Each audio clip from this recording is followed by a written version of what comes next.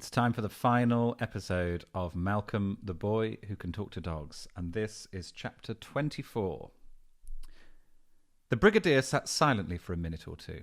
He didn't look up, just held the paper, shaking his head. Dad rested his hand on the Brigadier's shoulder. "Is everything all right, Brigadier?" Still looking at the paper, he muttered, "I thought this was just a myth, hearsay, a rumour." "What does it mean?" Dad pressed gently. Finally, the Brigadier looked up. "When Billy and I worked together, we came across a rather unpleasant man who was aware that we had this special connection with dogs, although he didn't know exactly what.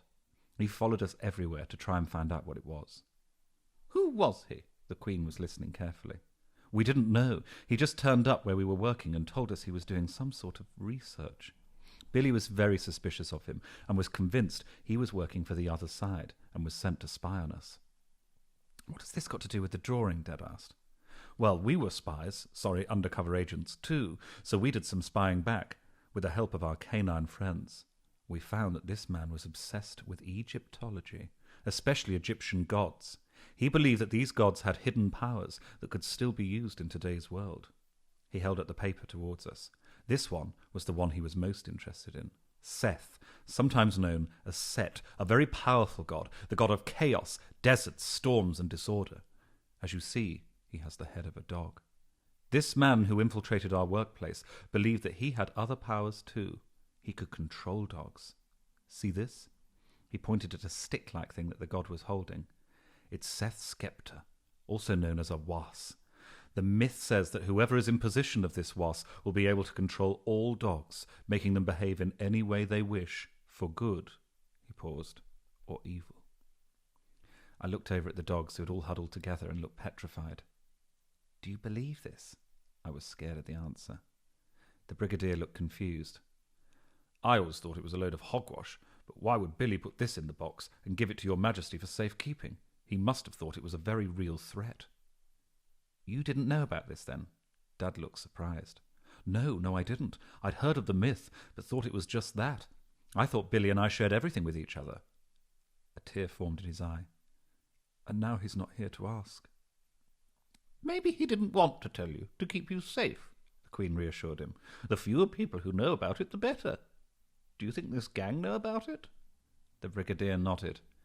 "I'm afraid I think they do. Why else would they be interested in the metals? I have no idea how, though, or how much they know."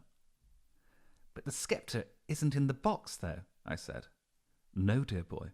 However, I think this box may reveal its whereabouts. This writing may just look like a series of squiggles, but I'm sure holds further clues." He looked very serious. "Just imagine a whole army of dogs doing these rogues' bidding. The chaos and devastation would be unimaginable. But," he looked back into the box, "there doesn't appear to be any more instructions." I suddenly remembered the secret compartment. "There is another compartment, but I'm afraid I don't know how to open that. Mum did know, but she said she was a little girl when she was shown and can't remember it now." The Brigadier looked a little happier. "Good old Billy. If there is another compartment, I'm sure he'll have made it almost impossible to decipher. But to make sure, Your Majesty, I would suggest that this continues to be kept somewhere safe." The Queen nodded. "Of course, Brigadier. This will be put in the vault at the Bank of England, alongside the crown jewels. There is nowhere safer than that."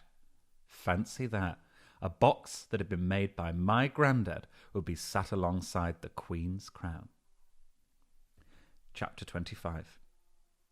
After we'd taken some selfies with the Queen, she even allowed us to put the filter on that makes you look like dogs. She thought it was hysterical. "Oh, I look rather cute." It was time for us to go home. There was one last thing I wanted to know. "Excuse me, Mum, but how come you believe that my granddad and the Brigadier could, talk to dogs?" It sounded so ridiculous saying it out loud. The Queen smiled. "Your grandfather was quite a character. He knew that my dogs are always with me, and so he asked them a question that only they would know." And she blushed. "And it was a rather cheeky question." We all looked at her, not expecting her to continue. She sighed. "He asked them what colour underpants I was wearing, and that is as much as I'm going to tell you." Queen's dog spoke to me then. "It was my great-granddad your granddad asked, and the story has been passed down to us." The Queen was looking sternly at her dogs. "I do hope that they're not telling you." "Oh, no, Your Majesty. Her dogs are all rolling on the carpet in what looked like fits of laughter. I picked up bits that they were saying and tried to keep a straight face. So forgetful. Been in a hurry. Forgotten to put some on. Ha ha ha ha ha. The Queen looked directly at me and the Brigadier. They've told you, haven't they? No, Your Majesty, the Brigadier reassured her. I couldn't say anything, so just shook my head. She shook her head too, winked at me, then burst out laughing. Oh, they are so naughty. And with that, she left the room, still chuckling to herself. Chapter 26. We were taken back home in another police car. Not a high-speed one this time. We were travelling so slowly a tortoise could have overtaken us. The policeman driving was telling us how important it was to drive carefully, and that meant killing your speed. For example, he droned on, if I was involved in a collision, at this speed, no one would get hurt. I suppose he had a point, but at this speed, we'd all need a shave by the time we got out. We arrived at the Brigadier's house first. You can drop us here, said Dad, tripping over his beard. We'll make sure the Brigadier is settled, then get a cab home. Well, now we're all here, let's have a cup of tea. The Brigadier led us through to the cosy sitting room and then disappeared off into the kitchen. He came back with a tray laden with tea and all kinds of cakes. I do love to bake. Tuck in. As we sat and ate the delicious cakes, Dad asked the Brigadier all about his work with Grandad and Freddie, and I listened enrapt. I still couldn't believe that my Grandad had been a spy. As we left the Brigadier's, he hugged us all and we promised to keep in touch. Next time, can we have a go in your games room, please? Dad looked astonished. You have a games room? Yes, dear boy. Do you play chess? Yes, I do, but I much prefer FIFA 2020. Ha ha! Dad looked so disappointed. Chapter 27. A few Saturdays later, Mum had gone shopping and Dad and I were sat at our favourite cafe, people watching. However, I wasn't doing much people watching, as there were some things that I still wanted to ask Dad. Dad, did you know that Grandad could talk to dogs? Yes. When I first met him at the chess club all those years ago, we became very good friends, and then I met your mum. He didn't tell me, though, until you were born. You see, your Grandad believed that you had inherited the skill too. He couldn't prove it, but said it was just the way the dogs reacted to you, even when you were really small. He wanted me to know, so that if you ever came to me and wanted to talk to me about it, I would believe you. Can you talk to dogs? I asked. No, unfortunately not. I wish I could. Your grandfather tried to teach me, to see if it was something that could be taught, but nothing. Maybe dogs just choose who they want to talk to. Maybe they just choose really clever people, I grinned. Maybe you're still rubbish at chess. Boom! Diss by my dad. Does Mum know? What? That you're rubbish at chess? No! About talking to dogs. No. Your Grandad and I decided not to tell her. We didn't want her to worry. Do you want to tell her? I thought about it. No, Dad, I don't think so. It can be our little secret. He leant across and ruffled my hair. I suddenly felt a nudge on my leg. I looked down. It was Brutus. Oi, isn't it time we headed off to the park? I tickled behind his ears. Yes, of course. We don't want to miss the football. Oh, hang on. I haven't told you about Brutus. After the gang had been taken into custody, Brutus and Titan were taken to the dog pound. We were told that we had a couple of weeks to find them homes. Failing that, they would be put to sleep. We managed to find Brutus's family, but since the burglary of their home, they decided to move abroad. They were thrilled to hear that Brutus had been found safe and well, but there was no way they could have him where they were now living. It didn't take much for me to persuade Mum and Dad to keep him. He had helped us, after all. When I asked Brutus if he wanted to live with us, he was so happy. Hooray! Tommy Tickles for life! He went everywhere with me. And Titan? Well, there was no way we could leave her behind, and although she was with the gang longer than Brutus, she hadn't wanted to be there either. She loved exercise and was extremely strong. There was only one person that could have her. Freddie. Freddie's mum agreed, so 2 best friends had now become 4. Freddie did sometimes feel left out when I talked to Brutus and Titan, but I was happy to translate things for her. Titan didn't talk as much as Brutus, but what she did say, I would tell to Freddie. Tell her. I don't like the new food she's given me. Tell her my new blanket's too itchy. Freddie was getting exasperated. When she does say something, she always seems to moan. Titan walked over to her, nuzzled her neck. Tell her she's my best friend and I love her to bits.